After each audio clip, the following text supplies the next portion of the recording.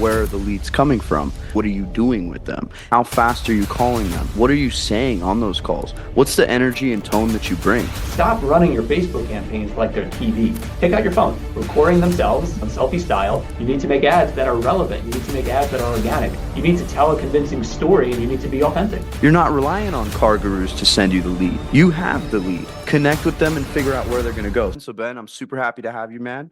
And why don't you introduce yourself and tell more about some of some of your background? We'll dive in. I got some great questions for you.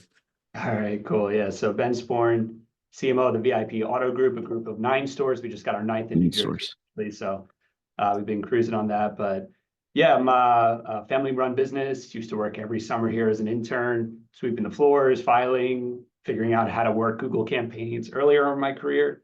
Went to University of Michigan, graduated, started work right for Google out of college, hit the ground running on a couple things. We'll get into it.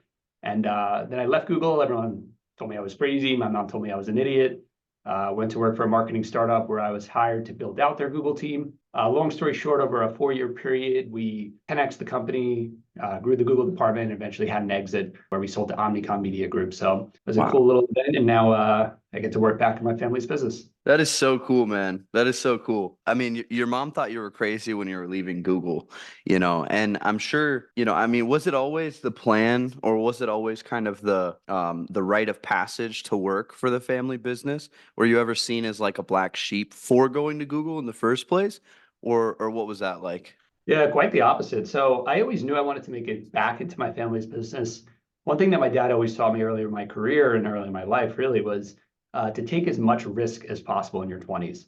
Because by the time you turn 30, mid 30s, 40s, you have a family of kids, you're not going to be afforded the opportunity to take as much risk. And I also felt that if I went right into the family business out of college, I always felt if two people had the same knowledge, if all I ever knew was what my dad knew, one person's useless, right? So I wanted to come with an edge. I wanted to come with something different that I could bring to the table. I didn't know how far it would take me or how much I would learn in that process, but it was basically a 9 or 10 year journey going out on my own, figuring it out, getting a ton of knowledge of digital marketing, management, how to scale from small companies to large companies, how to build a startup, and now bringing all that knowledge to our business here. That's excellent, man. That's excellent. So you went out, you got the knowledge, and you brought it back to the VIP Auto Group. It sounds like your dad was a big influence in that. And was it your grandpa that started the VIP Auto Group, or what did that look like? Yeah, so my grandpa and grandma started the first dealership. It actually started as a gas station. They were selling used cars out of it, and then they flipped it into a new car dealership as well. Westbury Rambler. They sold a bunch of different models over the years. Makes started in 1957. Westbury Jeep location originally. Yeah, they ran it for a long time, just as like a small family-run business. They had a couple of partners, but my dad took over in the 90s and really started to embody more of a customers for life mentality, digging in, trying to expand the service and parts side to make sure the business was more balanced and just satisfy every customer. And through that process, they built it up to now Westbury Jeep is the largest Jeep store in the country. So a lot of blood, Wow. sweat, and tears went into that store. And I've Wow. learned a amount about operations management, how to manage a large workforce, and how to constantly and consistently please and delight customers. Wow, man. I mean, you guys have done an incredible job. As I've talked to a lot of other dealers and people from any of the areas, if somebody's from that area, anywhere, Long Island, anywhere, Westbury, they know you guys. They know you guys' dealership, they're familiar. And some of them have even done business with you guys for years. And so that just goes to show it's like you guys have that recognition. And I want to talk a little bit later about tactical stuff and social media. You guys have been doing excellent social media content lately, and I love to see that. But a little bit more diving in the story. So like, it seems like your grandpa really just like built that thing from the ground up, and like I'm sure you heard some stories, coming, and you probably been through some stuff too. Like, what was some of the most challenging things that you guys as a family had to deal with building up these stores to where they're at today? Yeah. So yeah, my grandpa and grandma originally lived in Manhattan, my grandpa in Brooklyn, my grandma in the Bronx, or vice versa, rather. And it was they were caught up in this wave of people moving out to the suburbs, right? So you have Levittown, the first planned community, and this huge wave of immigrants and people from the cities moving out. And in that wave was a lot of people who were living and working in various parts around New York, right? So what do they need? They need a car.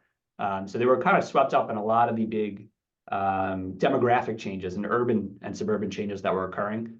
Obviously, the more you research into like New York City history and Long Island history, you'll come across people like Robert Moses, who built the great highways, who built the great bridges, built the great beaches that people were constantly traveling to and from. So it's interesting to look at it from a historical context of how, of how they rode that wave, right? A lot of times it's not just about how hard you could paddle, it's also about making sure that you're going in the direction of which way the river is flowing, so to speak. So yeah, they caught a wave for sure, but there was definitely a lot of challenges. My grandpa would work a full day, come home, eat dinner, and go back to the office at night.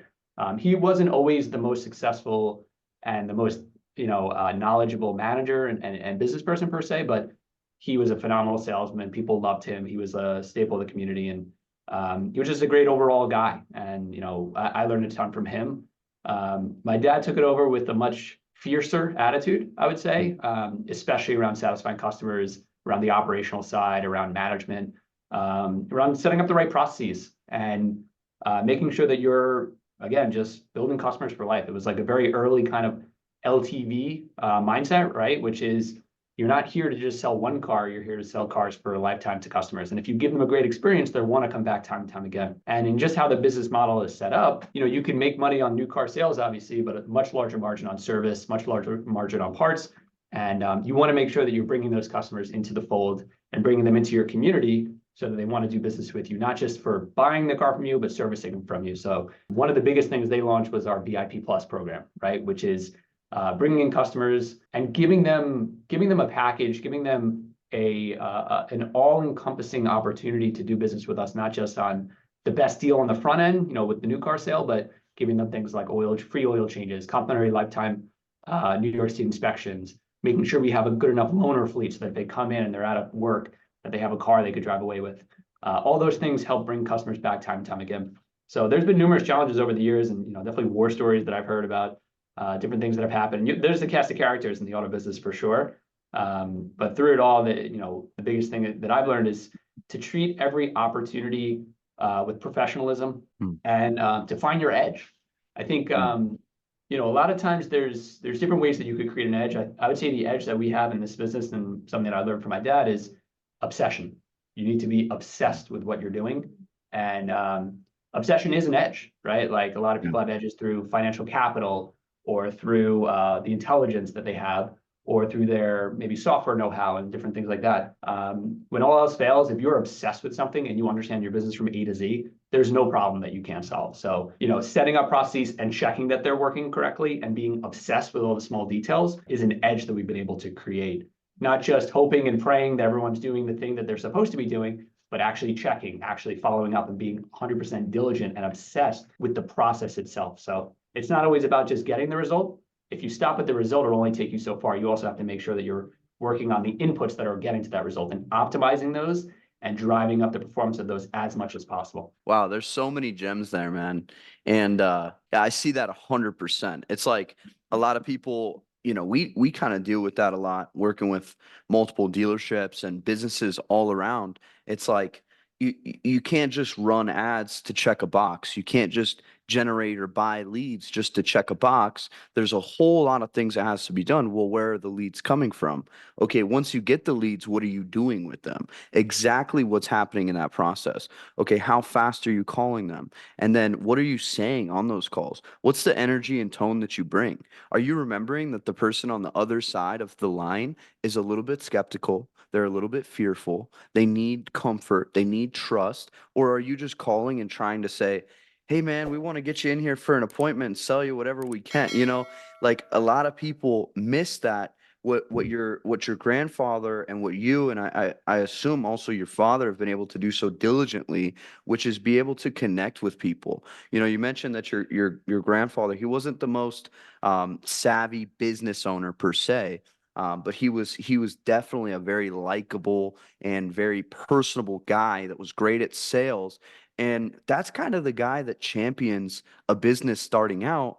And then it seems like other people come in who are a little bit more, like you said, a little bit more obsessed, a little bit more fierce, as your dad was, that come in and kind of take on that storm because they've already seen the groundwork laid. But I think so many people can benefit from that, just being able to go through and optimize their process. Like it's because it comes down to the little things. Everybody's looking for this shiny new thing. Is it AI? Is it going to be AI calling my leads for me? Is it going to be AI running my ads for me or doing whatever? And it's like, probably not, and at least not for a long time. Of course, those things can help, but the reality is like there's no shortcut for the work, and whoever cares the most, whoever, like you said, is the most obsessed that can find their edge, they're going to be able to reap the rewards and the benefits of the fruits of their labor. And there's no 100%. shortcut for hard work, you know? So, There's no silver bullet, right? And yeah, to bring it back to the ad side, so yeah, you need to make sure that you're connecting that tissue, right? Because a lot of times it's like two sides of the house. You have your ads over here and you have your BDC process over here, right? And something that I've learned in my last agency that I worked at is connect the dots, right? Figure out which campaigns are driving the leads and which leads are converting to sales. So your company has been excellent in helping us understand not just what we're delivering overall. We got, most people just look at it like we spent this, how many car sales did we get? What we like doing is actually breaking all those things down to like a funnel. We have maybe, 5 to 7 campaigns at the top of the funnel. And then out of those campaigns, they're each delivering a different set of leads and a different set of lead costs.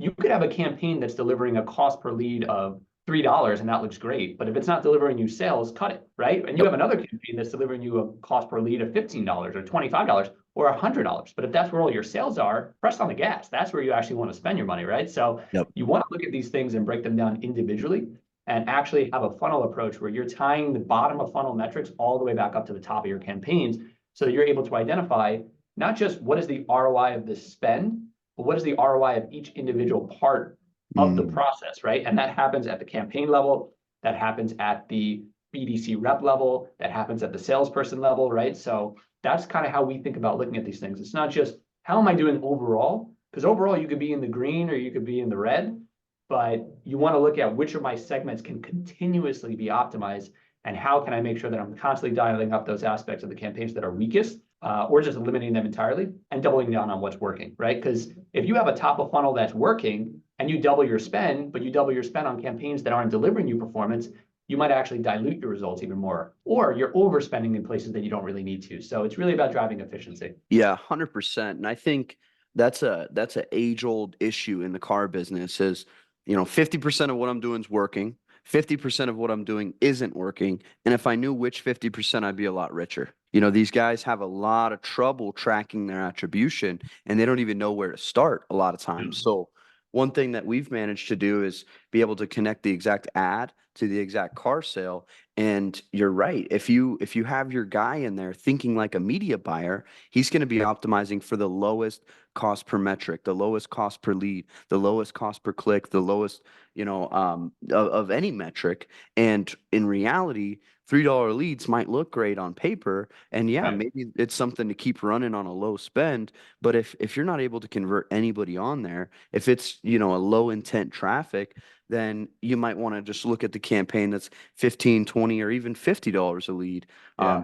and look to optimize people a little bit lower in the process. So I Yep. totally agree with that, man. And when it comes to the BDC part of that process, like you mentioned, connecting the dots there, what do you think a good BDC team or a good sales team on the ground has to do in order to connect those dots efficiently? Yep. So two things. One, the way that most dealers, as I understand it, evaluate the performance of their leads is kind of 3 buckets. Is it a phone lead?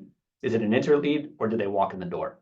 Right. But there's so much that goes behind the scenes in terms of where you got the leads from. Mm, How did that lead actually make it into your CRM? Right. Where did the phone call come? Where did the internet lead come? Then some dealers will get a little bit better and they'll start looking at, okay, out of my internet leads, where did they originate from? Did it come from dealer.com, my website? Did it come from a Facebook form, right? And that's a little bit better, but really what you want to do is understand all of that pre-click data. So what we do is we look at all of our UTM data, which is like a structured data file that gets passed into the CRM. And we're able to do that with your company, that you're able to help us pass through those additional levels of detail, where we're connecting the dots between what we see in the CRM. In the CRM, we could very easily tell, was it an internet lead, a phone call, or did they walk in, right?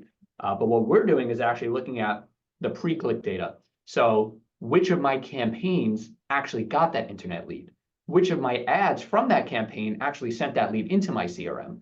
So that way, when we tie all that data back together, we're able to look at all of our campaigns on a more accurate ROI perspective, right? So campaign 1, 2, and 3, going back to that previous example, we could have campaign 1 at a $2 lead, campaign 2 at a $5 lead, and campaign 3 at a $10 lead. And if you just look at it in isolation, my campaign performance here and my sales performance here, you might cut campaign 3 and 2 because they have the highest cost per lead, but that might be where all your sales are coming from. So unless you're looking at that UTM data, which is things like the source or the medium or the UTM campaign, and you're passing that data into your CRM and assigning lead sources for them, you're going to miss out on a big opportunity to double down on campaigns that are actually performing better. Or even worse, you're only running one campaign, right? That's what a lot of people do is like, let's just run a campaign, let's just run a ad, and it doesn't work and they turn it off and they wonder why. How many ads did you test? How many audiences did you test? How many campaigns did you test? Did you have enough budget? You spent $5 a day for 30 days and you turned it off because it doesn't work. And now Facebook doesn't work, right? Is not really an effective strategy. You need to be able to look at things in terms of what is my creative ad load testing, right? What is my open rates on these ads? What is my 3-second view rates on the videos that we're running? If you're just taking your TV commercial and you're putting it on Facebook and you're driving a bunch of clicks to your site and you're not even driving leads and connecting that UTM data, you're going to have no idea what's going on and it's not going to work, right? You have to do a couple things. You have to get your data right, and you have to make sure that you're able to understand across the campaigns that you're spending, what is the performance that those campaigns are driving. Get your UTMs right. Get that UTM data as closely as possible to your CRM. Get a log of all the leads that are being driven from those campaigns. And if you have to go old school, print out a list of your CRM leads that you got, print out a list from your Facebook campaigns and just manually match them up at the very least, right? If you're not sophisticated enough to tie it together with software. That's the first thing. The second thing is stop running your Facebook campaigns like they're TV, right? Yeah. If you're taking your TV commercial and it's wide and it doesn't mention your brand and it has this big lead in and you're just putting it on Facebook and you're hoping and praying or you're spraying and praying, it's not going to work. And trust me, just save your money. Don't even bother doing it, right? What you want to do is build natively to the accounts that you're driving ads for. And it could be challenging, right? Because a lot of dealers are, I can't afford to make 1 million ads. I can't do landscape. I can't do vertical. Yes, you can. Take out your phone. Yeah. Get somebody on camera recording themselves, in selfie style. These ads don't need to be $1,500 or $500 to record. They can be very simple, and you could use the tools that are out there to write scripts, to record yourselves, to tag them, to caption them in a very cheap and an effective way. And trust me, they're actually going to perform better because guess who you're competing with on Facebook? It's not other dealers. A lot of people think that you're competing with other dealers, right? I'm running this ad. Well, if they're on Facebook and I'm on Facebook and they're beating me out, I don't want to go on Facebook anymore because I need to dominate. I need to win where I'm at. No, you're not. You're not competing with other dealers on Facebook. You're competing for attention in the same way that every other company is competing for attention. So who's your biggest competitor? It's Kim Kardashian. It's Ronaldo. It's all these people that are vying for people's attention. So you need to make ads that are more relevant to the organic feeds that people are in, right? And how do you do that? You need to make ads that are relevant. You need to make ads that are organic. You need to tell a convincing story and you need to be authentic. Wow. That's so good, man. I mean, like from the get-go, it's like, yeah, so many dealerships, even when they start to try to make some ads, even if they try to take their phone ads, they still try to make it like a radio message. What's up, everybody? I'm down here at Garden City Jeep and I can help you get approved. Come on down. It's like, people, even though that can be entertaining, it's like people want, if they're on social media, they're not on social media to buy cars, but they are. People don't like to be sold, but they love to buy things. So if something comes across that looks like it's educational, it's a good opportunity, it's a little bit entertaining, that's something that actually catches someone's attention. So like what we tell our dealers is like, hey, you don't have to do the big radio voice and go all gargantuan. Just simply tell them like, hey, you see this Jeep Renegade right here? Did you know that actually we're getting people into these for $0 down and as low as $450 a payment, switching them out of their old cars, even when they have bad or negative equity?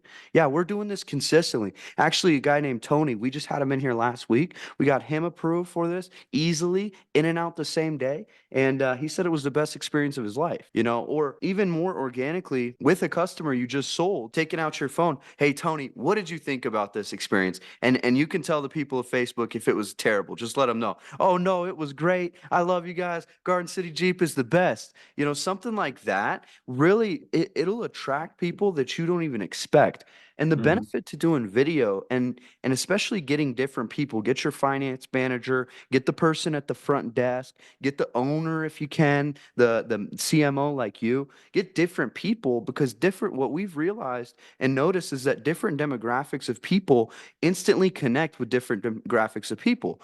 At one of the Subaru locations, we had a much younger guy, and we noticed that in the videos, it just wasn't resonating as much. And it's like, well, and I think we were running acquisition campaigns for that too, trying to buy cars. And it's like, well, two things people are going to buy with somebody if they can trust you and if you can bring them an ROI. And so maybe they could feel the messaging, okay, yeah, this seems like I could get an ROI, but do I really trust this kid? Everybody looks at a young person like a kid. Even me, I'm fighting that uphill battle constantly being, in my late 20s now. But people still look at me and they're like, this guy doesn't know anything about selling cars, right? And that's just what you have to face. And so Yeah. having David, finance manager, Garden City Jeep, the guy just breathes professionalism.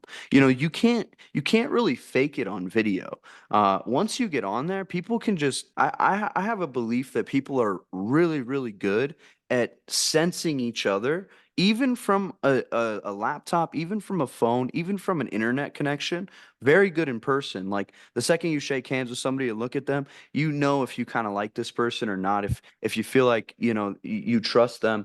And I think it's the same thing online, and people don't realize like they're a great reputation salesperson, they have great sales exchanges and take care of their customers, and they do really good business, but then they never put any of that out there online, and so people don't know and new people don't get to connect with that. When Yeah. really, I mean, David says that he's got people walking in the dealership and they walk right up to him and they're like, "Hey, you're the guy from the video, David." And they act like they know him. How much better of a sale does that end up being when it's almost like a referral hot person versus the person that just saw a picture of a car, a catalog ad, a carousel with a picture of a truck? It doesn't Right. create any emotional response or resonance with your audience. And so a lot of these dealerships, when they jump on Facebook, when they jump on Instagram, they're just throwing money at creative. VDPs. Yeah. Well, they're Yeah. just they're throwing the catalogs and they're getting the VDPs. Well, I'm getting the traffic, so it must be working. Exactly. And that's a brick wall too. You send somebody to a website, it's like Cox did a study that 96% of the time when somebody clicks on a car and submits a lead on that car, they end up coming in and buying a different car anyways. So like that alone, it just goes to show that you're running VDP traffic, you're sending people to your website, and they're not going to convert the same way as if you just sent them to a simple form where you can connect with them and then you're in a conversation. All lead generation really is it's the opportunity for you to get into a conversation with somebody. And a lot of dealers are like, oh, this person wasn't ready to buy yet. Yeah, but you have their contact information off of these platforms. You're not relying on car gurus to send you the lead. You have the lead. Connect with them and figure out where they're going to go. So I absolutely love that. There's so much good stuff there. And you Yeah, mentioned and like, you yeah, you go touched ahead, on one thing real quick. So please. yeah, talk about the car gurus and all these other sites. A lot of these other sites for a long time they did work well, and what we're finding is that they're becoming more diluted, right? They're sending these leads that you're submitting on KBB to 16 other dealers, so on and so forth. And the big concept is you need to own your own audience, not rent your audience. If you're renting someone else's audience, right, through car gurus, through Auto Trader, that's their traffic, that's their audience, right? So what Facebook gives you the opportunity to do is own your own destiny and own your own leads. You have to figure out from a data perspective what's working best. Auto Trader and CarGurus, they're doing that, right? And then they're just renting out their audience to you. If you could take control of your CRM, if you could take control of your audience on Facebook, if you could take control of your audience on Instagram, you'll own your own destiny and you won't have to rely on renting somebody else's audience. Wow. Wow. That's so good. And I see so many dealerships are just they're used to the old ways. So they're buying third-party leads from, like Credit Acceptance or whatever different site they have. And yeah, it's a problem because they're not exclusive leads. Those leads don't know it's going to be you guys calling them. They didn't inquire directly with you. Also, you have no transparency. I mean, a lot of people have told me, a lot of mentors, they're like, "Hey, you should just go pay per lead and just sell every lead for a premium." And my problem with that has always been it's in the best interest of whoever I work with to build the engine under their own brand, under their own ad account, and give them full transparency of exactly how much each lead is costing so they can have maximum upside to be able to scale their company. And, in some ways, it limits us from being as profitable as we could be, and some other companies are. But I think it builds more sustainability because we're really able 100%. to build build your own brand. Like, not only are you building a lead engine, but you're also running your ad spend into dollars that actually help build your reputation. I mean, it's insane. Like, how many people are really on CarGurus and AutoTrader compared to Facebook and Instagram? Dealers will say, "Oh, Facebook doesn't work." It's like there's like how many billion? Is it did they cross 3 billion last year, Facebook and So, Instagram? yeah, but so. 3 billion? That's like 40% of the entire world's population. You don't think you can make that work for your company, your dealership? I mean, of course it can work, but it's all about the way that you do it. So I think we've done an excellent job with Garden City, and I think we're just getting started, and there's a lot more we can do. So I'd love to know, like, what's a big opportunity that you're excited about, emerging opportunity, or even maybe something that you guys have been doing over the last year or the last few months that's really starting to gain traction that just excites you that you want to go all in on? So I mean, it's not anything new, but I want to double and triple and quadruple down on social. The way that I see a lot of these platforms operating, and when I say platforms, I mean internal systems, right? There are all these mechanisms that are occurring, right? You have CDPs, you have CRMs, you have all these internal things. And for a long time, dealers thought that the internet was a fad, and websites were a fad, and CRMs were a fad, right? And they didn't really build up their audiences. They didn't build up their CRM. We always believed in it. Even in the early 2000s, my dad was very adamant about building up the CRM. It's going to be a database of customers you can go after, right? And now look at it. You have hundreds of thousands of customers and leads of people that you could communicate with, right? And at the end of the day, it's like the difference between wholesale and retail, right? With retail, you're talking to somebody one-on-one. With your CRM, it's like wholesale. You're talking one to many, right? And it affords you the opportunity to get your message out there. You want to make it relatable, you want to make it professional, you want to make it personalized. But what we're finding is those mechanisms of delivery are becoming diluted, right? And you see this in the industry. A lot of people maybe don't understand it, but CRMs are changing. Google is making it easier to unsubscribe. They're making it harder to deliver into the inbox, and they're reducing your effectiveness for being able to reach those customers directly. Google is doing the same thing with paid ads, right? It's like a global tax on all businesses now. You have to buy your own brand terms. They're charging you more for the same terms they used to buy. So for the same money you spent last year, you're now getting less leads. So everything that dealers used to do in terms of where they would get great returns is becoming less ROI positive, right? Like Google used to be the best place you could spend your money. It's still the best place, but there's a lot that's happening with performance max campaigns, with discovery campaigns, with all these things that are just making it less and less effective and more beneficial to Google, and they're owning more and more of those dollars. So how do you, to go back to our previous concept, how do you own your own audience, right? How do you communicate directly with your customers? Something that excites me is building what we're calling our social CRM. Is how do we get as many of our followers, how do we get as many of our customers to follow us on Facebook? How do we get as many of our Facebook followers to follow us on Instagram? How do we get as many of our Instagram followers to follow us on YouTube? How do we get as many of our YouTube followers to follow us on TikTok? And how do we build a platform that delivers communication to customers wherever they're at in a unified and singular way? So we've been amplifying and increasing our production costs and our activation, media costs, whatever you want to call it, for putting our content out there. So in the past years, it was get your service specials, put them on your website, get your service specials, email it out to customers. Well, guess what? Now it's costing us more to get traffic to our website from Google. And our deliverability is going down because we're not landing in the inbox because of the changes to CRMs. So we're trying to build up as many of our customers, as many of the people in the local community to follow us online and to follow us on as many platforms as possible. Because guess what? When we get that message out there, we call it a triple threat, right? They see us on the website, they'll see us in email. Now, hopefully, they'll also see us on organic Facebook. And guess what that does? One hand washes the other, right? when somebody sees your ad, what do a lot of people do? They go to the channel and they say, is this actually legit? Is this the real channel? Is this a real profile?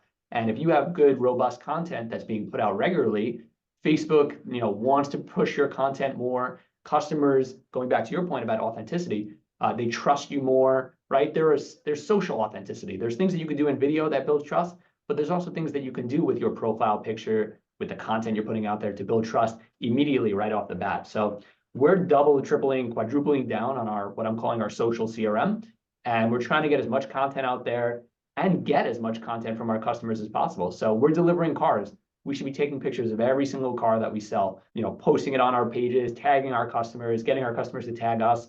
It's very simple stuff, and it's stuff that a lot of dealers do. I don't know if they do it to the point where it's consistent across all platforms, and they're building mechanisms to create a platform around it, right? In which it's going two ways. So in one way, we're pushing out content, and another way, we're gaining content as well. And a lot of times you have to gamify this stuff, right? So we're thinking about gamification, not just from a building a follower, so on and so forth, but I mean, people in the car industry, they love targets, they love sales, they love reports, right? And we're trying to gamify it where we're making our stores compete to see, we're setting a goal to see who can get the most followers across our stores. And it's like a relay race, right? We're calling it like our social reputation relay, where we're trying to get them to compete to see who can reach the most followers relative to the goal percentage. We're trying to build up our followers that way, right? Just get our stores activated, get our stores engaged on it. Then we're taking that one level lower, and we're actually putting out competitions and contests out there for salespeople, where we're building like an online forum where anytime you have a photo, right? Because great entrepreneurs, they don't just think about the product, they also think about the distribution, right? So let's say our product is social CRM, right? That's the product. How do we get as much content as possible? Well, we need to shoot as much content as possible. Well, how do we distribute that? How do we make it an efficient process to actually get, receive, and distribute that content online? So we're building forms where employees at any point in time, they take a picture, click, click, click. I'm at this dealership. This is my name. This is the customer photo. Here's the video. They can upload up to a gigabyte of photos at one time. That goes directly onto our Google Drive or our OneDrive, where we're going to store that content. Our social media manager is automatically grabbing that content, collateralizing it, pushing it out online. Guess what else that does? We're also creating trackers and reports where we're understanding relative to each employee, how much they're submitting, relative to each store, how much they're submitting, so that we can continue to engage them. And a lot of dealers do this with like Google reviews, right? If X number of employees get X number of Google reviews, they get a bonus or a spiff, whatever it might be. We're trying to leverage that moving over to our social CRM side now as well for how much content they can deliver to us. So that's what I'm really excited about. And I think that it's really going to help us protect our ad dollars, right? Because there's nothing that dealers hate more than having to spend more for the same amount, right? And Google is changing, all these platforms are changing, KBB, AutoTrader, they're making you pay more and they're giving you the same. So it's really a dilution, right? If you could own your audience and you could distribute your content, you won't have to spend more because you're actually reaching your audience directly.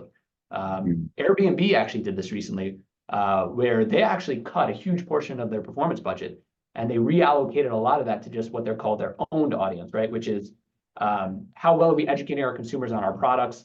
How good are our emails? How good is our internal communication over our app? And they reallocate a lot of their resources to improving their communication with their owned audience, as opposed to just renting Google's audience, renting Facebook's audience, trying to spend more to drive more business. They kind of turned that paradigm on its head and focused a lot more on their own audiences, and it produced great results for them. So we're trying to do a similar concept, which is protect the ad budget. You have a problem, you want more leads, you want more traffic, that's great. But what's going to happen is you're just going to go and just spend 10% more on Google, just spend 10% more on Facebook. And for every additional dollar that you spend, there's a less and less return. So we have to build the foundation, we have to build the platform, and we have to get out there on social. Wow. That's incredible, man. I mean, you guys have it absolutely right. I mean, when you can build an owned audience, like I'm working with a guy right now, he's got 200,000 followers on Instagram. On his Facebook, he's got close to 100,000 followers or likes or whatever it is on Facebook, and he's never run paid ads at all. And so now they're getting into paid ads. They're a big sportswear brand actually, and they're this close to collabing with Nike, and they've never ran ads. And it's like it's beautiful when somebody can build up their organic to that point. And actually, what they did is really interesting, and maybe this would be something that would interest you guys. But what they do is they have a call-in number, and so it's a jujitsu, it's a sportswear brand where anybody can call in. And if you're the different belt, like let's say like I'm a purple belt, so it gives me a number and I call in, and it's like they post this content and it's got a record, and in the record it's like the phone call. It's like call in, leave a voicemail. And so I'll call in and I'll be like, yeah, I just went to class and people need to wash their stinky gis. This is a public service announcement for everybody to wash their clothes when they're training jiu-jitsu. Beep. And different people will say different stuff. So like a white belt will be like, one stripe white belt here. I got my butt kicked all day. It was awesome. Beep. And they just put out this organic content and it gets a crazy buzz. It's not promotional in any way, in any sort, but they've got their brand on it, and then it allows people to call in. And I think unique ways of generating content from your audience is really like the key. When you can have customers creating content for you in some way, shape, or form, it doesn't have to be promotional. If it's educational, if it's entertaining, I mean, 99% of people get on social media to be entertained. Sometimes when we finally get to our scroll at the end of our day, the last thing we want to do is be sold. But if you got a funny message and it's like, I mean, for car dealers, it could be like car dealership horror stories or something. And it's like, I just went in, this happened, this guy's crazy, or like, something, maybe more on the positive side, Yeah, maybe, differentiation, right? Yeah. exactly, So what exactly.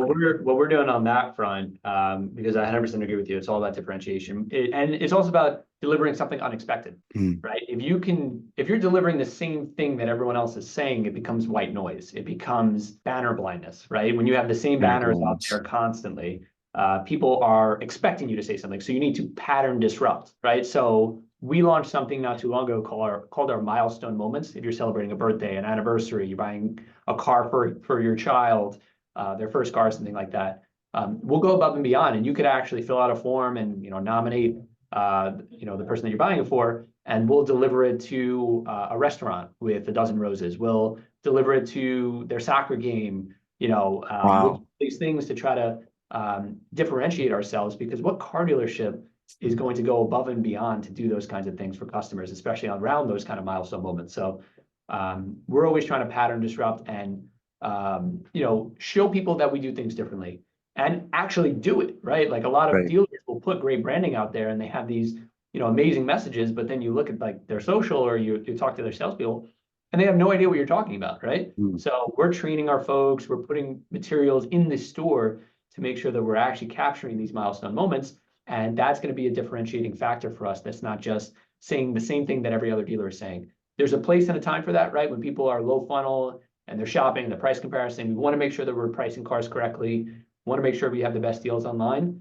But for that mid funnel, for that consideration, or even that awareness level, if I saw a post for a car dealership that delivered a car to somebody for their anniversary with a dozen roses and they made an amazing special event out of it, that's something that would stick in my mind, as opposed to just coming across another lease special. If I'm not ready to buy, I'm not going to remember it. So you have to make sure that you're building content, especially differentiated content, for driving awareness that's different than your low funnel content as well. Mm. And I think the big thing that I take from that with the milestone moments is like you're not just promoting the product, you're promoting the experience. You're promoting what that can actually bring to somebody. And how cool is that, man? Like, a lot of people, and I across the industries that I work with and across the agencies that I've talked to too, they get so wrapped up in the money. They get so wrapped up in the sales, dollar this, dollar that. And it's like, well, what are we really doing here at the end of the day? And for me, I feel the most satisfied when I create an impact on a client that I work with, like especially a life-changing impact. They didn't have the key. We came in and we gave them the key, and now the whole pathway is open for them. That to me is more beautiful. Or like my jujitsu academy, I helped close to 200 members start training jujitsu with like 15K in ad spend last year. And I mean, the dollar amounts to that's insane. 200 members at $200 a month on yearly contracts, that's like some 500K. if with just 1 year of lifetime value. If you look at 2, 3 years down the road, which most people, they start training at one place, they stay there.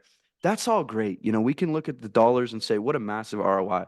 But what I truly look at is look at those 200 people that are now better fathers, better brothers, better sisters, better mothers, better community members because they started training Brazilian Jiu-Jitsu. And in the car sales business, it's like, well, look at all the people that now get to drive to work and not have to worry about their car breaking down, or that single mom that you guys helped, get approved with the bank, and you guys kind of had to, do some different things to really get her into it, and you had to work with her and you had to assure it's going to work out this time. Like, the impact that we're able to create in business, I think is an exceptional opportunity, and it's one that I think a lot of people overlook. And if you're not thinking about that, I think eventually you just will get wiped out, because it's like you have to be able to capture those milestone moments for people. And I love that term. And I mean, you could do some fun stuff with that. I mean, we're exploring other programmatic platforms like Hulu, ESPN Plus, and we've seen some even YouTube ads, and we've seen like a lot of success with those with bigger brands. But I don't think at the local level people have really tapped into them. And so it's like, you get a milestone moment, you're delivering a car with a big bow on it and some flowers to maybe like a college soccer game, girls graduating, it's her last college soccer game. Parents want to buy her a nice Jeep, and you guys are delivering it there. Imagine having just, a nice little video showing that moment and capturing that. That's like a darn Hallmark movie. I mean, you guys can run that all the way up. So that kind of stuff, and putting your ad budget behind stuff that makes people feel good, and then actually, like you said, actually delivering on it, making sure your Mhm. staff's there to deliver on that too. I think that's so incredible and really impactful for people. So it's no secret and no surprise why you guys are so successful. Yeah. And it builds word of mouth, right? Which is the most powerful form of marketing. You could spend Yeah, X number of dollars, and again, just going back to the concept of renting your audience, or you could build your own audience. And 1 + 1 = 3 a lot of times with these referral rates, right? You make one customer happy, and they're gonna tell X number of people. exactly. And that's why having your ads right and getting people in from cold traffic into your funnel and turning them into a customer for life, having ads that actually cut through the noise, that get away from banner blindness because they're out of the box, they're different, and being able to earn that customer for life. I mean, they come, they buy 1, 2, 3, 4, 5 cars with you over the years. They send how many different customers? Now your cost per acquisition isn't just on that one sale. You actually have now, for your cost per acquisition of, anywhere from, I think, we're running roughly 200 to $400 cost per car sold at some of the locations we're working with you. And if you look at that over a couple of years, if you just turn that customer into a few deals, I mean, it's a massive, massive advantage. And like you said in the beginning, like finding your edge, I think that's huge. So, um, yeah, man, I'm curious, what's something that surprises you, or surprised you when you were first starting out, when you left Google and you came back into the car world? I remember one of the big things that you told us when we first started is you guys were like, you looked at the creatives we were running on social and you were like, yeah, man, you guys are like 5 years ahead of the game. Like a lot of dealers aren't catching up yet, but they will. And you just got to keep going. And that was like 2 years ago now. And it's getting easier every year because people are starting to catch on. They're like, the carousel ads don't work. I want to do something different. So like, what did you see? And it doesn't have to be about ads, maybe just anything in general, when it comes to the car dealership space, and going into that CMO role after working at Google, after exiting a big agency. Like, what surprised you starting out? Say, having worked in a more software-based business, there was always high leverage. You could always get things done with less people. Working in the car business, just with how much red tape there is a lot of times with, papers we need to file with the government, and, Mm, the number of steps and paperwork that have to be completed. You have to work, twice as hard to get a lot of the same things done. So, having that grit and determination is going to be extremely important. It's definitely not for the weak-hearted, right? You need to make sure that you're rolling things out and checking that they're getting done, and and making sure that you're following that process through. So some examples, might be, with past companies, Google and the last performance marketing agency I was at, for anything that you want to do, you use Zapier, right? You set up an ad, the ad goes into your CRM, the CRM automatically gets follow-up. The follow-up gets added to, a subscription list, they get added to the webinar, and a lot of things can happen on an automated basis. But when you're dealing with retail, it's lower leverage, right? So your leverage in software might be 1 to 20, right? You have a really high leverage point. But with retail, a lot of things have a lot less leverage. So you need to work a lot harder to accomplish a lot of the same things. So I've had to level up my own skill sets in terms of communication, in terms of physical determination to getting things done. So, I think a lot of times software will make it easy and it'll actually atrophy your skills a lot of times in terms of communication, in terms of your ability to operate and manage a large workforce. So I really had to up level myself and figure out how I can be the best operator I can be. Because I thought I was great. Like I thought, I was an awesome operator and, I set the standard for what I wanted, my employees to do. And I'd give them the opportunity to rise to the challenge and rise to the occasion. But there was a lot of things that made it easier for me to do that, right? And with this business, the systems aren't set up to integrate very well, right? So you have your DMS over here, your CRM over here, your finance software here, and none of these things are necessarily integrated. And a lot of things aren't Yeah. as smooth as possible. So it makes you work a lot harder to get into all these systems and understand and read the fine print and really make sure that you understand how things are operating and not just relying on software to make your lives easier, right? So, it's been a great learning curve for me having to up-level myself as an operator and as a manager, and as a chief marketing officer. It's definitely a lot more challenging, but through that challenge, I've been able to grow a lot more as well. Yeah, I mean, only the strong survive in automotive, and especially when you're battling some of these big, online retailers that are trying to roll out, like Carvana. Everybody hates them. Of course, they've went bankrupt. Their business doesn't show a profit, but there's a reason that they do a lot of sales volume. Their strategy online was just a completely different approach, and they were finding any way they could to bring more leverage into it, which I don't think is always like you said. It's like you have to integrate everything and it's not always as smooth. Like lead generation is much more difficult than e-commerce, because in e-commerce you get the conversion, you got the money, good to go. What can we do on the back end? In lead generation, you got the conversion, the lead submitted their information. Now you got to follow up with them, you got to get them in the appointment. Oh, they no show, they have to reschedule. You got to make sure you can pull them back in. You got to build rapport, certainty. There's all these different things that have to go right from the moment that the lead comes in and how they're greeted on the phone to the moment that they step foot in the dealership and the first person that comes up and shakes their hand and offers them a coffee or a water. Like all of those things are not high leverageable things. It's like you have to rely on your team, you have to rely on your systems, you have to rely on your processes. Yep. And I mean, That's even you could just have a guy that's having a bad day that says the wrong thing to somebody when they first walk in the door, and that could put a sour taste. People are looking for a reason not to buy from a certain dealership every time. They're always going in there, and it's the little things. And so I love what you said about your obsession of all the little pieces and how much that plays into it, because that is what it takes. A lot of times it's just one little thing that might need a tweak, and that can revolutionize someone's success. So, yeah, Yeah, man. like it's four things. I heard this somewhere from an operator on a podcast list too.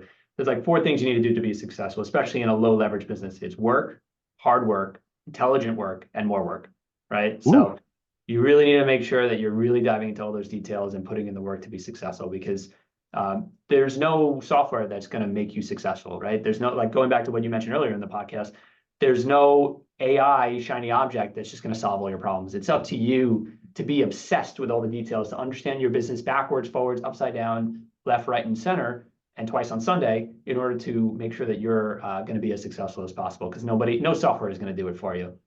exactly. And that's like, I see a lot of people jumping on these AI tools, and I talk to them and they're like, yeah, my sales haven't increased at all. And I'm like, probably because AI will follow up, but it can't sell.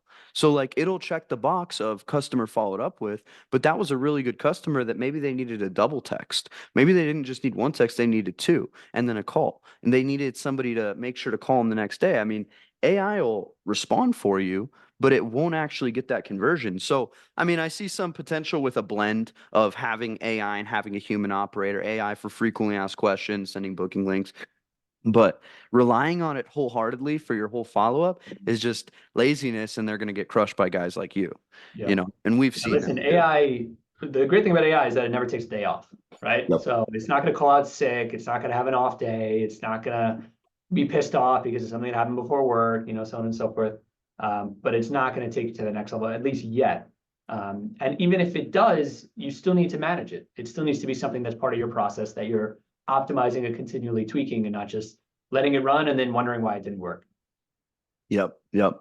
Well, Ben, I learned a lot from you, man. It's been incredible working with you over these last couple of years, and I'm really looking forward to some of the things that we've got next coming up. I think we've got some unique ideas, and like you saying, you want to double, triple, quadruple down on social. I think that that's very pertinent. I think we should do that 100%. And I also want to share with you some different tactical things that I found, some tools that we're using to have salesmen dominating on marketplace, building their own brands under your brand, things like that that I'll share with you.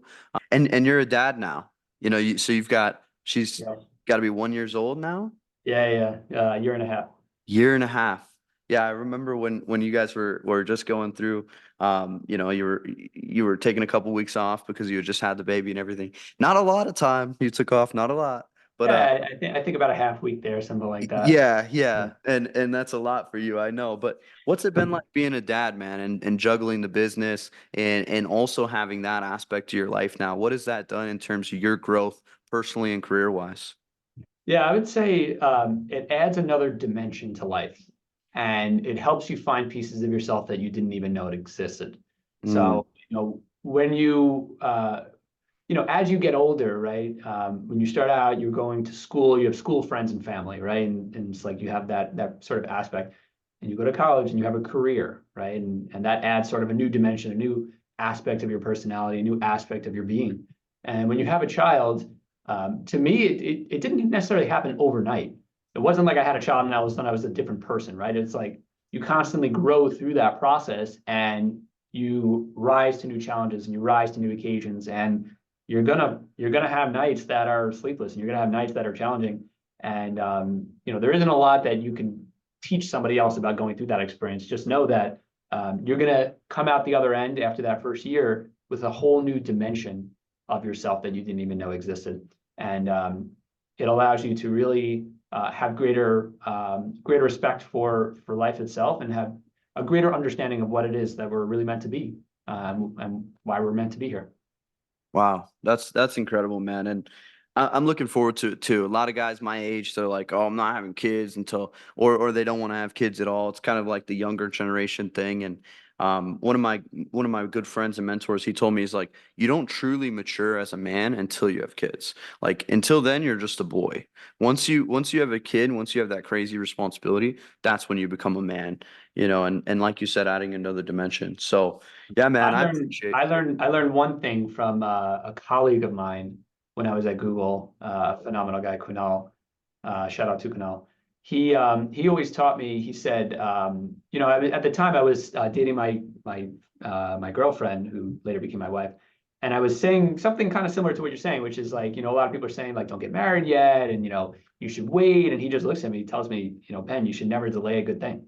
And if it's a Mm. good thing, you should never delay it. So, if you want to do it eventually and it's something that's going to be good for yourself, just don't delay. Wow. I love that, man. I absolutely love that. Well, you got like 2 more minutes or you got to Yeah. run? Okay, cool. What time is it? It's just after the hour. Yeah, I got 1 minute. Okay, cool, man. So thank you so much for being on here today. I really appreciate it. This was a blast. This went super fast, man. I think we could do one again because you have so many things to unpack and so much value to offer. So Where can people find you guys for Garden City and for all of your different platforms and anything that you'd like to plug people to explore in the New York area, just to shout you out and everything like that? Where can people Yeah, find? best place to go is just VIPautomotivegroup.com. You'll find all our inventory, all our used inventory, all of our locations there for sure.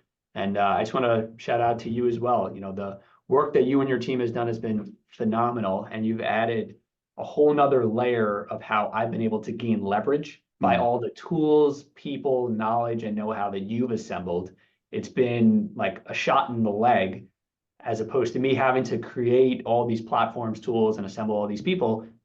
It's been amazing getting to partner with you and your team and having the opportunity to accelerate all of that for our stores as well. So thank you. Yeah, man, you're absolutely welcome, and thank you for being so willing to adapt, willing to jump into it, willing to send us the videos, do the scripts, everything like that. It's been incredible, and I think we're just getting started. So I'm excited for what 2024 brings. We'll have a follow-up call a little bit later where we can discuss some of the new things that we've got rocking and also kind Yep. of your new plans. And I know my team's getting with your team as well. So super excited, Ben. Thank you so much for being here today. Appreciate you, brother.